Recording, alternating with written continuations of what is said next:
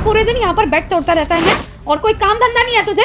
खड़ा हो, घर में बहुत सारे काम है, जाके काम कर। वैसे भी कुछ करना धरना तो तुझे है नहीं, यहाँ पे पूरे दिन सोता रहेगा, खाता रहेगा, मुफ्त की रोटियां तोड़ने को मिल रही है ना तुझे, इस वजह से इस घर में टिका हुआ है, ना वापस जाता है ना कुछ और, यहाँ मेरी जान को अटका हुआ है। भाभी आप मेरे ऊपर इतना अत्याचार क्यों करती हैं? क्यों? मैं मानता हूँ मैं गाँव से आया हूँ, पर इसका मतलब ये कोई आपके घर का नौकर बनने आया हो? आपने तो घर का नौकर ही समझ लिया है। जैसे भैया बाहर जाते हैं वैसे कुछ ना कुछ काम बताती रहती है। देखिए मैंने भैया से पहली बात करके आया था, शहर में मैं आपके साथ एक ही शर्त पर जाऊँगा कि आप मुझे कोई काम दिलाएंगे। ये वाली बात कोई हुई थी उनसे कि वो अपने घर का नौकर बना के रखेंगे। भैया मेरे से कुछ नहीं कहते हैं, पर भाभी आप मुझे जाहिलों की तरह मारती हैं और नौकरों की तरह काम करवाती हैं। एक चांटा मार दिया ना अभी सीधा हो जाएगा। अब क्या काम सिखाना तुझे, तो मैं कुछ नहीं सीखने दूंगी, यहाँ से भगाऊंगी अलग। तेरे भैया को झूठ बोलूंगी कि तू मुझसे बदतमीजी करता है। और हाँ, घर में ना बहुत सारे काम पड़े हैं, जाके उन्हें कर ले, यहाँ पर मुझसे जुबान चलाने की जरूरत नहीं है। खड़ा हो और बाहर आ, बहुत सारे काम है घर के।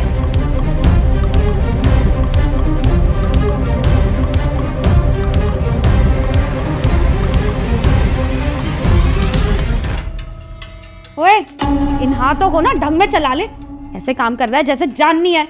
और पोछा लग जाए ना उसके बाद चाय बना के लाइयो, चाय पीने का मन है मेरा।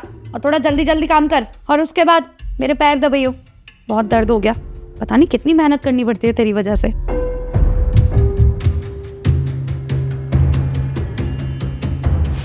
कोई काम ढंग से नहीं होता ना तुझसे, कोई काम ढंग से नहीं होता है। एक तेरा बाप यहाँ पे भेज दिया मेरी छाती पर मूंग डालने के लिए, और तेरा भाई रोज सुबह ऑफिस चला जाता है, उसके बाद तेरी देख रेख में ना मेरा पूरा दिन निकल जाता है। अरे मेरे पास और कोई काम नहीं है क्या? मैं पूरे दिन तेरे आगे पीछे लगी रहूं, तुझे खाना दो, तुझे दवाई दो, बस यही काम रह गया मेरे पास। तेरे चक्कर में ना तेरे भाई के साथ भी टाइम स्पेंड नहीं कर पाती मैं। अब एक काम कर, यहाँ क्या बैठा हुआ है, खड़ा हो और अंदर जा, अंदर चल, और सो मत जाइयो अंदर जाके, बहुत सारा काम पड़ा है, काम कर जाके।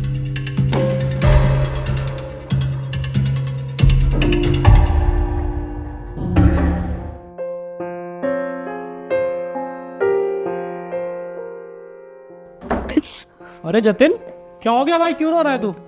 भैया वो क्या है ना, अरे राहुल, वो क्या है ना, ये जिद कर रहा था नीचे जाने की। अब आपको तो पता ही है कि हमारी सोसाइटी के बच्चे कितने ज्यादा शैतान है। अगर इसको धक्का मार देते, बेचारा गिर जाता, चोट लग जाती, तो मम्मी तो हमें ही ब्लेम करती ना। इसलिए मैंने इसको कहीं नहीं जाने दिया और यहीं रोक लिया। अब देखो ना, इसलिए रोए जा रहा है, जिद कर रहा है कब से जाने की, है ना मोहित? हाँ भैया, भाभी सही कह रही है। वो मेरा ना मन कर रहा था बाहर जाने का, तो भाभी ने मुझे जाने नहीं दिया, इसलिए मुझे रोना आ गया भैया। अबे यार, तू तो ऐसे रो रहा है बच्चों की तरह, जन पता नहीं क्या ही हो गया हो। ऐसे कोई रोता है क्या? नीचे जाना है ना बस, तो हमारे साथ चल लियो, कल मैं जाऊंगा, मेरे साथ चल लियो। और कल क्या तू एक काम कर, अभी खाना वाना खाते हैं, नीचे टहलने चलते हैं ना। ठीक है भैया। ठीक है, बाकी साक्षी कुछ बनाओ यार, बहुत थक रहा हूँ। ये क्या करने जा रहा था तू? अगर तूने अपने भैया के सामने मुंह खोलने की कोशिश की तो तेरे साथ इतना बुरा करूंगी जितना तूने सोचा भी नहीं होगा, समझा? ठीक है भाभी, मैं कुछ नहीं बताऊंगा भैया को। वेरी गुड, अपना अपना मुंह बंद ही रखियो।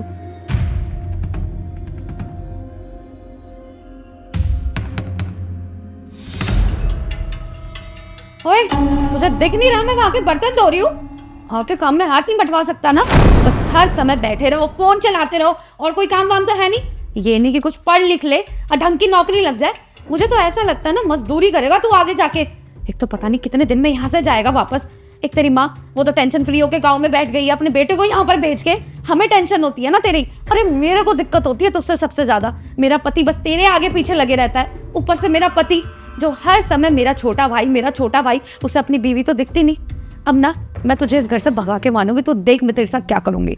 बस साक्षी, एक शब्द और भी बोला ना मेरे परिवार के बारे में तो मुझसे बड़ा कोई नहीं होगा। क्या लगा रखा है तुमने? हाँ, मेरे भाई के बारे में, मेरे माँ बाप के बारे में। अरे हाँ, रहती है वो गाँव में, उनके पास कुछ काम नहीं है बेचारी के पास, अपना टाइम काट रही है ना, तुम्हारे सर पे तो नहीं बैठ रही आके। और भाई मेरा अपनी नौकरी के लिए आया है, उसने मना किया था, मैंने जबरदस्ती बुलाया उसको कि नहीं, अगर यहाँ के कुछ काम कर लेगा तो तेरी जिंदगी सुधर जाएगी, गाँव में पड़ा पड़ा क्या ही करता। और तुम उसे नौकर बना के रखती हो। मुझे कई दिन से शक हो रहा था तुम पे, लेकिन तुम्हें रंगे हाथ पकड़ना चाहता था, और आज तुम्हें पकड़ लिया मैंने। अरे शर्म आनी चाहिए तुम्हें ये सब करते हुए। जब तुम्हारे परिवार वाले यहाँ पे आते हैं तो तुम ऐसे दिखाती हो उनको जैसे वो इस घर के राजा हो, हाँ? और मेरे परिवार वाले कुछ नहीं लगते।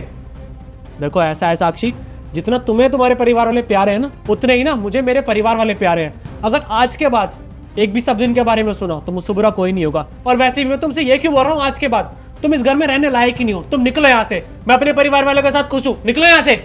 राहुल मुझे माफ कर दो। देखो घर से बाहर मत निकालो मुझे, मैं कहाँ जाऊंगी इस घर को छोड़ के।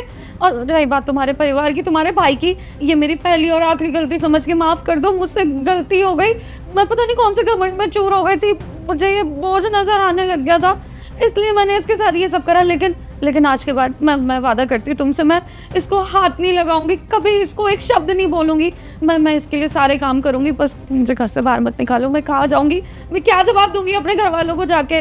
और हाँ, अब मैं प्रॉमिस करती हूँ मैं तुम्हारी फैमिली की भी पूरी इज्जत करूंगी आगे से, हमेशा किसी के बारे में गलत सलत नहीं बोलूंगी। प्लीज़ प्लीज़ मुझे घर से बाहर मत निकालो। तुम्हें लगता है तुम सारी बकवास करोगी और मैं तुम्हारी बातें सुन लूंगा? अरे तुम इस घर में रहने लायक ही नहीं हो, तुम जैसी डायना इस घर में हो ही नहीं सकती, निकलो यहाँ से। राहुल मेरी बात तो सुनो राहुल।